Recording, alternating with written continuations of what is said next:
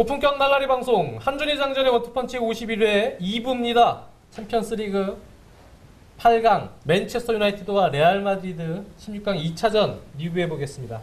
1차전 레알 마드리드 홈에서 1대1 원정골을 넣고 비기고 돌아온 맨유였습니다. 지난번이었죠? 네, 챔피언스리그 1차전 리뷰를 할 때 2차전 예상을 공이 한 2대1 혹은 1대0 정도로 레알 마드리드가 한 골차 정도로 원정 가서 이길 것 같다라는 얘기를 했는데, 먼저 제 개인적인 말씀을 드리면 결과는 뭐 맞긴 맞았습니다만 그때 생각은 이런 사실 생각에서 한 거거든요. 1차전처럼 완전히 이제 레알의 어떤 좋은 역습을 대비하기 위해서 라인을 내렸다가 실리적으로 가는 그런 축구를 과연 올드 트래포드 홈에서도 할 것이냐라는 생각에서, 그래도 퍼거슨 감독이 자존심이 있고 올드 트래포드 홈 팬들이 지켜보는데 그 정도까지 1차전처럼 실리적인 색깔을 낸 것보단 약간의 정면 승부가 되지 않을까라는 생각도 했었습니다. 저는요. 저는 아니에요. 그렇군요. 네. 밥 먹여주는 게 아니거든요. 그렇죠. 모험적인 게. 네. 실리가 밥 먹여주기 때문에 퍼거슨 감독이 내릴 거라고 생각을 했는데, 그럼에도 불구하고 레알이 베르나베우에서와는 달리 조금 더 골을 넣을 것 같다는 생각이었어요. 저는. 네. 그래서 한 의원님은 그렇게 정확하게 예상하셨고, 저는 사실은 좀 그 부분에서 퍼거슨 감독이 역시 뭐 밥 먹여주는 게 아니더라고요. 그냥 홈인데도 그냥 실리적으로 1차전처럼 역시 레알의 그 엄청난 가공할 만한 역습에 대한 그런 견제가 있었고, 그런 실리적인 색깔을 낸 전술이 맨유가 오히려 전반전에 먹혀들었습니다. 레알 마드리드가 한 의원님 예상대로 이과인 선수를 최전방에 벤지마 대신 넣는 그런 이제 변화를 주면서 공격을 했습니다만, 전반전에 사실 이렇다 할 이러한 좋은 장면을 만들지 못했습니다. 네, 그리고 일단 저희가 스코어는 맞췄을지 모르지만 네. 많이 틀린 거예요, 사실. 그렇죠. 왜냐하면 내용적인 부분에서 틀렸습니다. 나니 선수가 나가기 전까지 맨유가 잘했으니까. 그렇습니다. 맨유가 잘했고 또 라모스 선수의 자책골도 얻어냈었고. 그렇죠. 그러니까 특히 이날 맨유가, 물론 루니 선수가 빠진 거에 대해서 이제 또 장지현 위원의 고견도 한번 들어보겠습니다만 일단 맨유가 성공을 하고 있었는데 그 중심에는 이 긱스 선수를 여기에 넣고 여기는 나니 선수, 나중에는 역적이 되기는 했습니다만 어쨌든 전반전까지만 보면 이 긱스 나니 기용은 아주 성공적이었어요. 특히 이제 긱스 같은 선수는 이제 여기서 드리블 돌파나 이런 거를 하라고 넣은 게 아니고, 결국은 이쪽은 사실은 호날두에다가 코엔트랑까지 올라오지 않습니까? 네. 근데 상대적으로 여기는 아르벨로아 선수는 코엔트랑에 비하면 덜 올라온단 말이에요. 네. 그러니까 어떻게 보면 긱스 선수는 조금 낮은 위치에서 하파엘 선수를 도와서 이제 수비를 하고 있으라는 얘기죠. 그러다가 이제 공격이나 이런 상황에서는 긱스는 드리블 돌파라기보다는 볼 소유를 좀 안정적으로 유지하면서 크로스라든가 롱패스 이러한 것을 이제 긱스 선수는 발휘하면 되는 그런 역할이고, 여기에 상대적으로 이제 아르벨로아 선수는 좀 레알의 어떻게 보면 조금 약한 부위 중에 하나라고 보고, 나니 선수로 하여금 이제 이쪽을 이제 이거는 좀 아주 정면으로 좀 치게 만드는 이제 이러한 포진인데, 굉장히 잘 됐습니다. 긱스 선수가 1000번째 경기라서 더 그랬는지는 몰라도 퍼거슨 감독의 이 포진은 긱스도 수비 그리고 어떤 나중에 연결 패스 이런 것도 제 역할을 했고, 나니 그리고 웰백을 또 중심으로 한 어떤 역습, 이것이 또 맨체스터 유나이티드가 잘 이루어지면서, 특히 그런 역습을 통해서 또 세트 플레이 같은 게 나오면 레알 마드리드는 사실 올 시즌 세트 플레이에서의 실점이 많거든요. 그렇죠. 그런 상황을 또 맨체스터 유나이티드가 잘 활용을 함으로써 어떻게 보면 무링뇨 감독을 나니 선수 정말 퇴장 이전까지는 상당히 당혹스럽게 만들지 않았을까라는 생각을 해봅니다. 그러니까 저희가 사실 흐름 내용적으로는 틀린 거예요. 그렇죠. 맨유가 이길 뻔도 한 내용이기 때문에. 루니 선수를 그래도 그냥 중용할 것으로 생각을 하고 루니 선수를 좀 준비시킬 것으로 봤는데, 한 의원님 말씀 따라 그 긱스 선수를 기용한 부분에 대해서 저는 이제 한 두 가지 정도 관점이 생각이 납니다.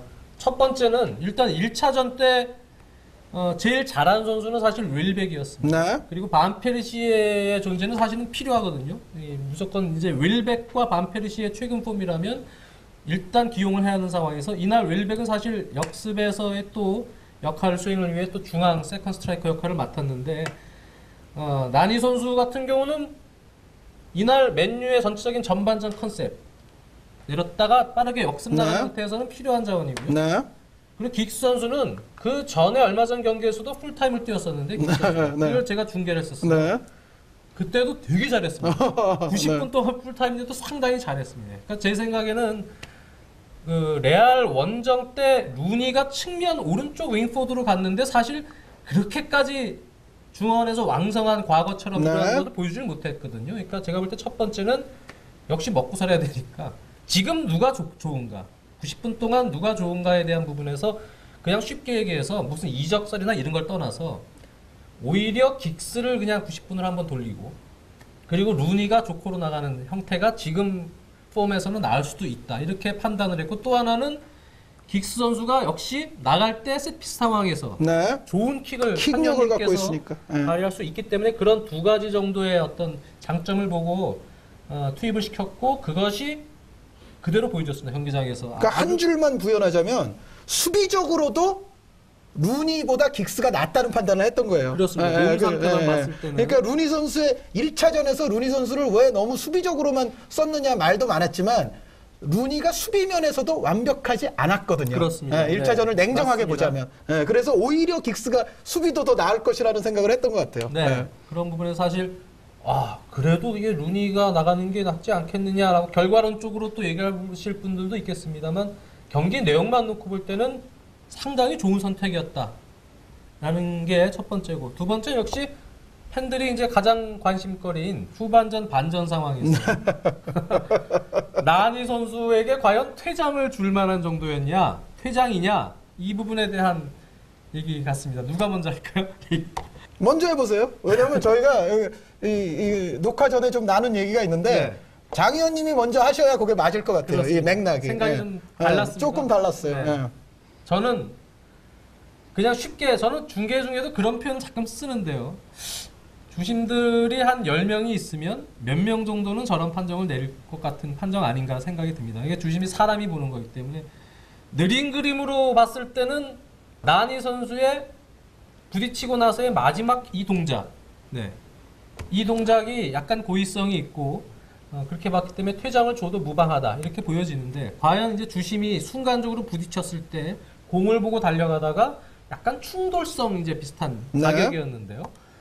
그 가격에서 그렇게까지 세밀하게 물론 순간적으로 탁 마지막 동작을 보긴 봤을 수도 있습니다. 그런데 제가 봤을 땐 그 정도의 순간적인 충돌에서 한 10명 정도의 주심이 있으면 한 7명 정도는 그냥 옐로 카드로 끝나지 않았을까라는 것이 네. 그냥 제 느낌입니다. 여태까지 쭉 경기들을 보고 그냥 느낌상 주심이 저 정도에선 저 정도 주지 않았어요. 그냥 그런 생각입니다. 물론 레드카드를 줘도 무방한 상황이긴 맞습니다. 이게 제 생각입니다. 네.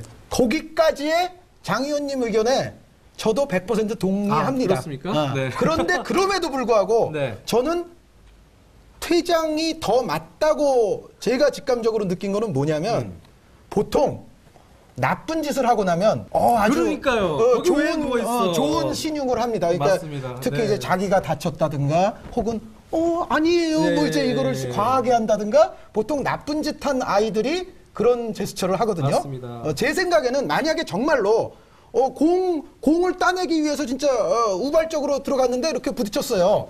그 상황이면 정말 나니 선수가 거기서 어떤 행동을 해야 옳으냐면은 아르벨로아 선수의 상태를 보면서 그렇죠. 일으켜주면서 그렇죠. 야, 너 어떻게 됐어? 이거 걱정해주면서 나는 그런 건 아닌데 하면서 일으켜주는 그런 게 오히려 더 맞습니다. 필요했던 거지. 맞습니다. 거기서 자기가 부상당한 것처럼 들어눕는다는 것은 제가 봤을 때는 나니 선수가 순간적으로 촉이 온 거예요. 이거 빨간 게 나올 수 있다. 그래서 저는 그 직전 시츄에이션까지만 보면 장 의원님 말씀에 동감을 하지만 그때 그 시츄에이션은 마임으로 한번 잠깐 이렇게 했어야 된다. 한번 표현을 해보시죠. 아르벨로아야 괜찮아? 괜찮아? 네. 그랬으면 정말 이 친구가 순수했던 거라고 보여지는데 네. 거기서 이제 화들짝하면서 오히려 자기가 이제 이렇게 된단 말이에요. 그러면은 도둑이 재발절인다. 통상적으로 이거는 그 전에 한 행동에 대한 악행이 숨어 있었다는 거를 자신이 알고 있는 거예요. 맞습니다. 그래서 거기서 이제 누워서 이러고 있다가 이렇게 한번 봤으면 더 그 옛날에 그런 거 한 선수들이 좀 있죠, 몇 명? 네.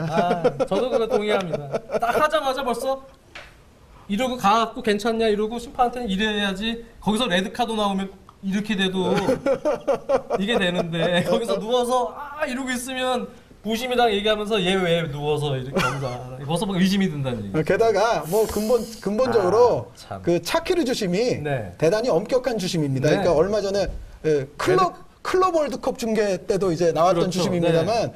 기본적으로 이 국제 심판 가운데에서도 엄격한 편이거든요. 네. 그러니까 나니 선수가 기본적으로는 뭔가 좀 아예 다리를 좀 빼는 액션이 조금이라도 있다든가, 물론 그게 순간적인 동작이라서 힘들긴 그렇죠. 하지만은 어찌됐건 나니 선수의 그 이후에 그걸 보면 나쁜 짓을 한 아이의 그것이 맞습니다. 있었어요. 그래서 그래서 그거는 차키르 주심이 대단히 노련하니까. 그것 때문에 네. 10명 중에 7명이었다가 10명 중에 한 4명으로 떨어진 것 같아요. 그걸 누워서 있는 엄살 부리느라고. 거기서 연기를 잘했어야 되는데. 그러니까 선한 연기를 했어야 그러니까 되는. 선한 연기를 했어야 되는데 의심받을 행동을 했어요. 네. 그것도 사실은 이게 심판이 사람이니까 자기가 본 행동이 맞나 틀리나 이게 순간적으로 의심이 들 때 만약에 아까처럼 현 의원님이 한 것처럼 했으면은 그냥 옐로 카드 끝날 수도 있는데 이렇게 하면은 확인을 시켜주는 거거든요. 확인을 시켜주는 거. 이 녀석 맞구나. 네, 어차피 그 얘기가 너무 길어졌어요. 아니 근데 여기서 이제 무리뉴 감독의 판단에 박수를 이제 보내야 될 것 같습니다. 그러니까 원래 그 전부터는 정말 레알이 골이 정말 절실하니까 벤제마 선수를 준비를 시키고 있었잖아요. 그렇죠. 그 이전에. 네. 그런데 이제 딱 퇴장이 나왔을 때 무리뉴 감독이 제마야 너보다는 지금 우리에게 리치가 필요해. 그러면서 이제 모드리치 선수가 바로 그냥 이제 어떻게 보면 생각에 거기서 전환이 있었던 건데 그것이 정말로 주요를 했죠. 왜냐하면 그 이전까지의 레알의 가장 컸던 문제가 사실 중앙에서 맞습니다. 알론소와 케디라가 좀 공격적으로 갈피를 못 잡고 있었어요. 그래서 이제는 상대가 한 명까지도 부족한 상황이라면 이 중앙에서 뭔가 좀 풀어줘야 될 선수가 필요하다는 것을 절실히 느꼈을 것이고 그것을 아주 빠른 판단으로 실행에 옮긴 무리뉴 감독의 승리였다고 해야 될 것 같습니다. 맞습니다. 여기에 이제 모드리치 선수가 왜 좋은 선수냐라는 말씀을 드려보자면 모드리치 선수는 움직이면서 조율을 하는 플레이메이커예요. 네. 그러니까 우리가 이제 플레이메이커의 뭐 여러 유형 뭐 이런 것을 분류할 때 어떤 플레이메이커들은 좀 옛날에 고전적인 좀 정적인 플레이메이커들이 있잖아요. 근데 모드리치 같은 선수는 상당히 동적이면서 조율, 패싱 뭐 이런 것을 할 수 있는 플레이메이커입니다. 그러면서 이 모드리치 선수가 그런 장점을 갖고 있기 때문에 어떻게 보면 챔피언스 리그 용으로서 올 시즌에 영입이 됐었던 것이고 그 밥값을 뭐 국내 리그 경기에서는 여태까지 잘 못했다 쳐도 이날 밥값의 2배는 저는 했다고 생각이 네. 됩니다. 모드리치가 갖고 있는 자신의 장점을 무리뉴 감독이 원하는 방식으로 정말 100% 살렸던 그런 경기가 맞습니다. 됐습니다. 저도 한 의원님 말씀에 동감을 하고요. 여기서 무리뉴 감독에게 높은 점수를 줄 수 있는 부분은 사실 퇴장 당하기 전까지는 퍼거슨 감독이 거의 만점에 가까운 경기 운영을 그렇죠. 했는데 퇴장 당한 이후부터의 대처 부분에 있어서는 무리뉴 감독이 압승이라고 생각합니다. 네. 그것은 전술적으로도 무리뉴 감독은 예전 첼시 시절도 그랬고 포르투 시절도 그랬습니다만 상황별 시츄에이션 그 수첩을 놓고 어떤 상황이 됐을 때를 그때 몇 가지라 그랬었죠. 한 쉬운 몇 가지인가요? 그랬어요? 예, 적고 뭐 예전에 그거를 다 그 해놓고 들어간다고 합니다. 근데 이제 큰 경기이기 때문에 아마 그런 부분에 대해서 더 생각을 많이 하고 들어갔을 텐데 한 명이 빠졌다. 나니 선수가 나갔습니다. 그러니까 퍼거슨 감독 입장에서 어떻게 할 것인가를 순간적으로 딱 생각을 하고 윌백을 당연히 돌리겠죠. 그리고 그냥 4-4-1 체제로 갑니다. 이렇게 되면 중앙 쪽에서 윌백이 가끔 수비 가담도 해줬었는데 여기서 한 명이 부족하죠. 중원 싸움에서 숫자가 부족합니다. 그렇게 놓으니까 케디라 선수를 아르벨라에 빼버리고 케디라 선수를 이쪽으로 돌리면서 같이 중앙 쪽에 이쪽에 수비를 하는 형태에서 중앙 쪽에 협력을 할 수 있는 선수를 한 명 이렇게 같이 두고요. 숫자 한 명에 늘려버립니다. 모드리치를 놓고요. 늘려놓으니까 일단 완전히 중원이 장악이 되면서 주도권을 완전히 이제 뺏어온다는 얘기죠. 여기서부터 한현님이 말씀드렸던 패스 앤 무브먼트의 모드리치 장점이 살아나면서 이때부터 이쪽으로 수비가 분산되고 결국은 측면이 열립니다. 측면이 열리면서 완전히 레알 마드리드가 주도권을 잡을 수 있는 형태의 경기 운영이 펼쳐집니다. 그것은 무리뉴 감독이 얼마나 빨리 판단을 해서 빨리 대처를 하느냐에 대한 싸움이었는데 그 부분에 대해서 무리뉴 감독이 아주 현명한 제트를 했다고 생각이 들고요. 상대적으로는요. 저는 이게 틀린 아주 잘못된 얘기일 수는 있는데 네. 저는 저 같으면 아니에요. 이거는 좀 진짜 제가 제 얘기가 옳다는 게 아닙니다. 반페르시를 뺄 수도 있지 않았을까? 저도 사실은 라는 생각을 해봅니다. 그리고 오히려 했는데요. 웰백을 그냥 놔두고 네. 수비가 더 잘 되는 맞습니다. 선수 하나를 네. 넣는 게 낫지 않았을까? 낫지 않은가라는 생각이. 왜냐면 레알의 또 전력을 고려하면 근데 아무 교체도 안 했다는 얘기입니다. 여기서 퍼거슨 감독은 아무 교체도 안 하고 심지어 카카나 나중에 수비를 강화하려고 페페 선수까지 기용을 했을 때까지 무리뉴 감독이 3명의 대처를 할 때까지 한 명도 교체를 안 했어요. 퍼거슨 감독. 네. 근데 물론 퍼거슨 감독의 생각을 존중을 합니다만 3번의 그 레알 마드리드가 상황에 따른 골을 넣어서 수비를 강화하거나 카카 선수를 기용해서 변화가 있거나 그럴 때마다 대처하는 그러한 교체가 사실 백업전에 대한 어떤 뭐 여유가 나쁘지 않았음에도 불구하고 교체를 안 한 부분 그리고 나서부터 이제 교체가 됐거든요. 그리고 어차피 이제 1인 역습을 하려면 네.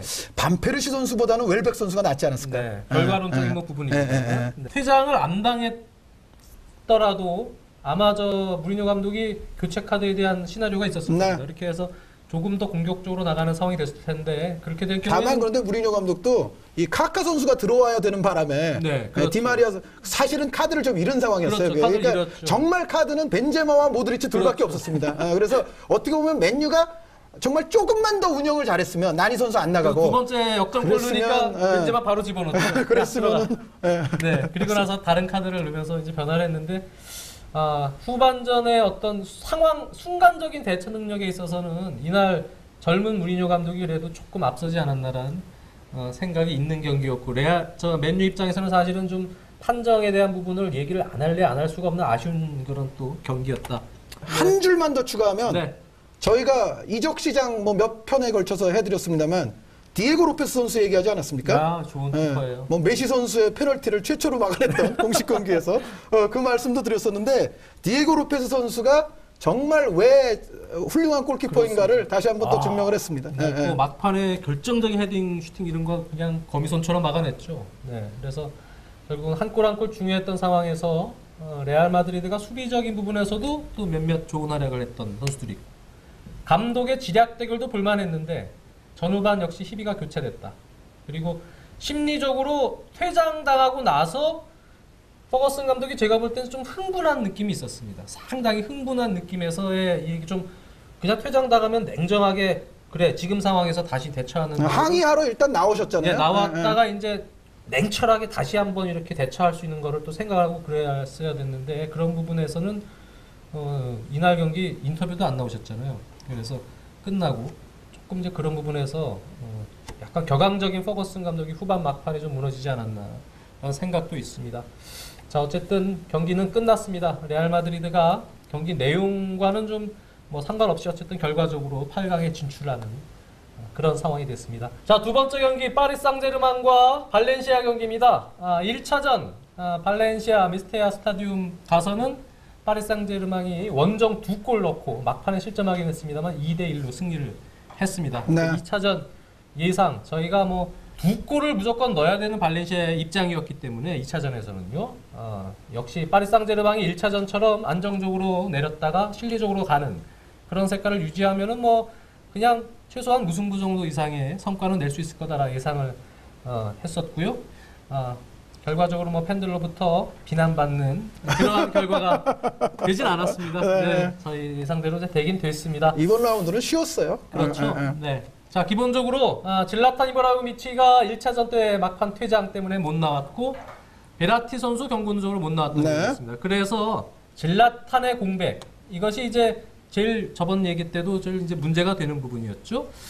안첼로티 감독이 4-4-2 투톱 전형으로 일단은 경기에 임했습니다. 루카스 모우라가 1차전 때는 오른쪽 윙포드였다가 라베찌와 함께 투톱에 포진이 되는 형태에서 샹통 선수를 오른쪽 미드필더로 기용을 하고 뭐 티아고 모타 선수는 이제 부상에서 복귀하는 시점이었기 때문에 베라티 선수 자리에 원래 주전이니까요. 들어왔습니다.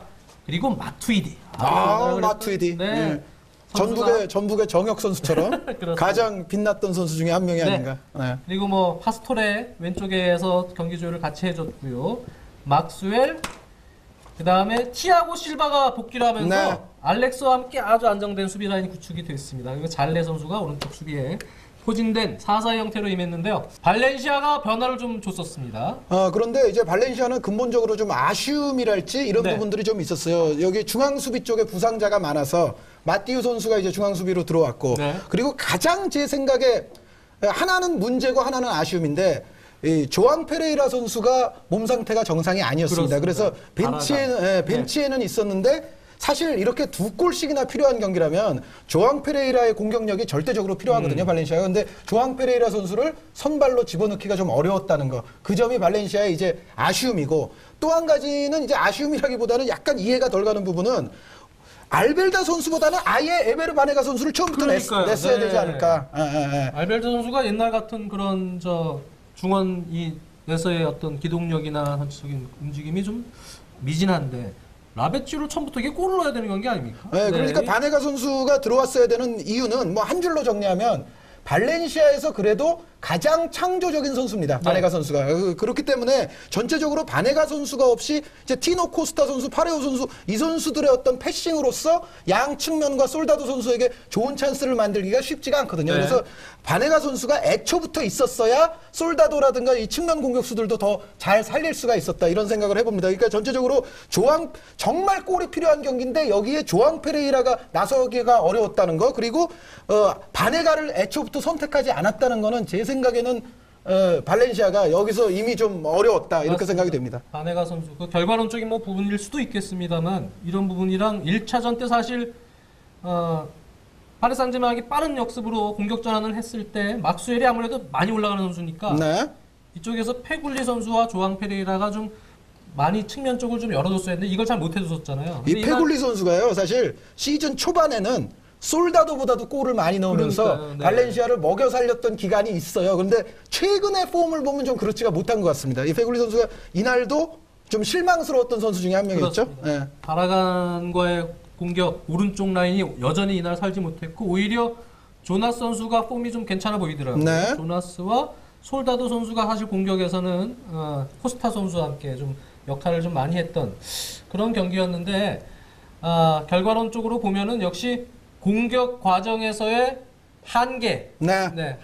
한계인 것 같습니다. 단조로움. 네, 그러니까 단조로운 패턴. 지극히 단조로움. 네. 심지어 정확하지도 않은. 그러니까 네. 바라간 선수가 올라와서 뭐 크로스를 하는데 대부분 딴 데로 가거나 네. 결국 이제 별무신통. 게다가 왜 또 그게 있냐면은 솔다도 선수가 있고 여기 이제 티아고 실바, 알렉스 선수가 있는데 사실 솔다도 선수가 이 티아고 실바와 알렉스 선수를 이겨내면서 이 높은 제공권을 따내기가 쉽지가 않거든요. 그렇습니다. 그래서 어떻게 보면은 정말 바네가 선수가 없는 상황 전반전 같은 경우에 계속 단조로운 패턴이 이어지면서 솔다도 선수의 득점력도 살리기가 어려웠다. 발렌시아가 그래도 그나마 좀 좋은 움직임이 한 두세 번은 있었어요. 사실 솔다도와 조나스 말씀하신 대로 여기서 이제 원투 패스라든가 플레이가 그렇죠. 좀 되면서 거기서 한 두어 번 정도 좋은 어떤 움직임이 나오기는 했습니다만 경기 전체적으로 봤을 때는 역시 발렌시아는 단조로운 공격 패턴의 한계를 벗어나지 못했고 맞습니다. 또 한 가지는 역시 변화를 줄 수 있는 자원에 있어서도 파리 생제르맹에 비해서는 한계가 또 좀 있었습니다. 왜냐하면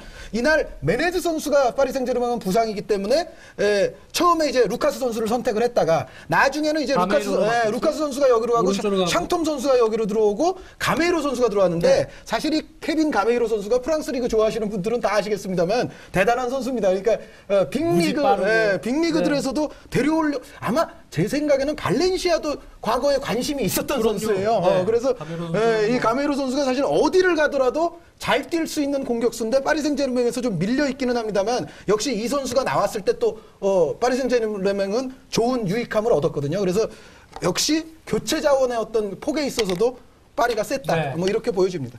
그리고 발데르데 감독이 약간 파리 상제르맹의 예상 베스트 라인업에서도 약간 미스가 있었던 것 같아요. 그래서 1차전 때 한 의원님도 말씀드려 주셨지만 과르다도 선수가 수비에서 이제 약간 불안한 부분들이 많지 않습니까?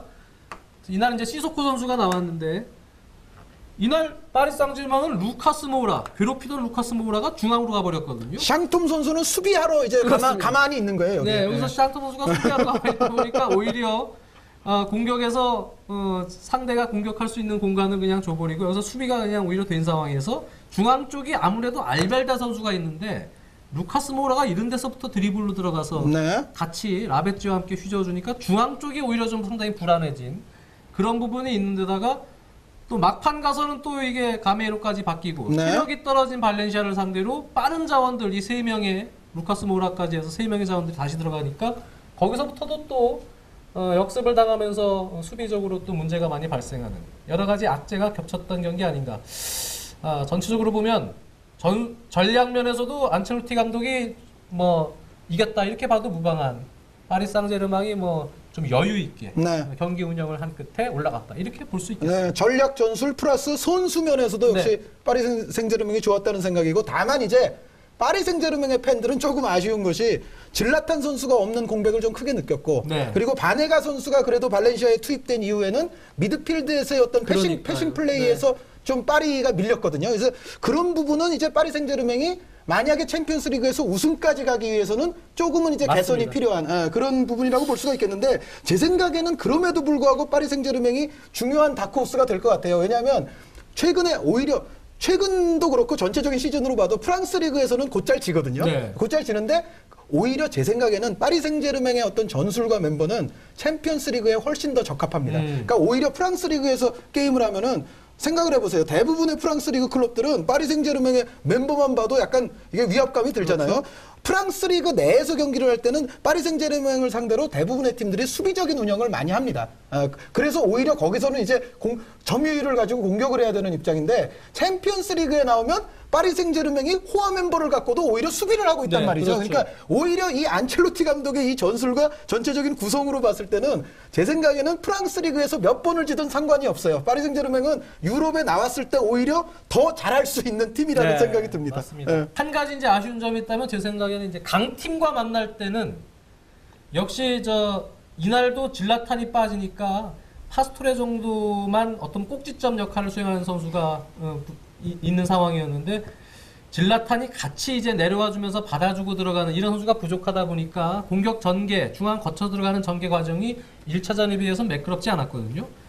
그러니까 강팀과 만날 때는 역시 질라탄까지는 있어야 된다. 네. 네, 그게 좀 전제가 돼야 될 것 같습니다. 그러니까 이거는 이제 조금 힘들 것 같습니다. 8강부터 또 결승까지 만약에 가는 것을 목표로 했을 때는 경기 네. 수가 또 많잖아요. 네. 그러니까 질라탄 선수도 이제는 성질을 좀 누기고 조심을 좀 해야 된다. 이런 얘기도 되겠죠. 그렇습니다.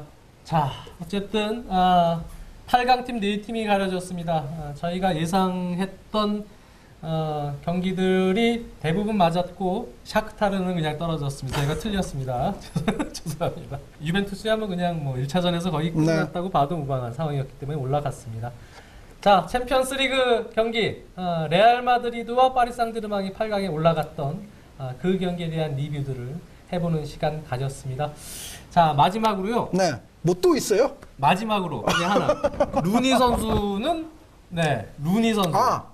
루니 선수에 대한 뭐 이적설 뭐 이런 얘기들도 나오는데 그게 아마 이번에 선발 투입 안 시켜서 나오는 또 얘기일 수도 있겠습니다. 제 생각에는 이적할 가능성 90% 이상이라고 생각합니다. 그래요. 저는 루니 선수가 이 정말 중요한 경기에서 이렇게 약간 배제가 되는 것을 보면서 어떤 느낌을 받냐면 과거에 데이비드 베컴 선수가 맨유에서 방출되기 직전에 그렇죠. 데이비드 베컴의 역할을 솔사르 선수에게도 맡긴 바가 있었고 그리고 그 레알 마드리드와의 그 정말 세기의 대결이었는데 당시에는 베론 선수에게 또 베컴 선수의 역할을 맡겼어요. 그러니까 그러고 이제 베컴이 나중에 카메오처럼 들어와서 프리킥 골도 넣고 합니다만 그 정말 이렇게 그것도 근데 묘하게 또 레알전이에요. 그 그렇죠. 당시에도. 그러니까 그 당시에도 베컴 선수 대신 다른 선수들에게 막 베컴 선수 역할을 주면서 그 세기의 대결에서 베컴을 배제했는데 아니나 다를까 결국 베컴은 떠나게 됐어요. 근데 지금 루니 선수도 제 생각에는 뭐 여러 가지 뭐 긱스 선수의 컨디션 뭐 전술적인 측면 요소는 있겠습니다만 어찌 됐건 이러한 중요한 경기에서 그 정도로 배제가 됐다는 것은 뭔가 베컴의 전철에 삐를 강하게 봤습니다. 뭔가 대형 선수 영입이 맞물리는 거 아닙니까? 글레이저 가문의 재정 상태를 볼 때는 루니 정도를 팔아야 될 수 있는. 그런데 이제 그런 대형 선수 영입에는 또 첼시 입장에서는 뭐 경쟁도 좀 해야 되고 그런 거 아니에요? 경쟁을 파리 상제르맹도 같이 하겠죠. 맨체스터 시티도 할 수도 있고요. 그래서 아마 같이 간을 보고 있는 거 아닌가 이런 생각을 합니다. 그러니까 어쨌든 루니 선수의 앞날은 저희가 뭐 예단하기는 쉽지 않지만 판단할 수 있는 부분 하나는 대형 선수 영입 없이 루니를 그냥 팔진 않을 거다. 그렇죠. 네, 그런 생각입니다. 사실 베컴 선수를 팔 때 당시에 기억을 혹시 하시는 팬들이 계시다면 베컴 선수를 팔면서 맨체스터 유나이티드가 데려오려던 선수가 호나우 지뉴 선수였습니다. 네. 원래는. 네. 근데 이제 막판에 바르셀로나 쪽으로 가게 됐던 건데 사실은 베컴을 팔면서 호나우딩요를 데리고 오려고 그랬었거든요. 그러니까 만약에 루니를 판다면 장지현 위원님 말씀대로 뭔가는 있을 겁니다. 제가 루니 선수 얘기를 마지막에 꺼낸 이유는 제목을 그냥 뭐 챔피언스리그 리뷰 이렇게 갈까 봐. 루니 팔린다. 뭐 이런 식으로 제목을 가야 들어왔다가 두 경기 리뷰 보고 낚였다. 루니 얘기는 한 2, 3분밖에 안 하더라. 그렇습니다. 그래서 제가 그냥 꺼낸 얘기입니다.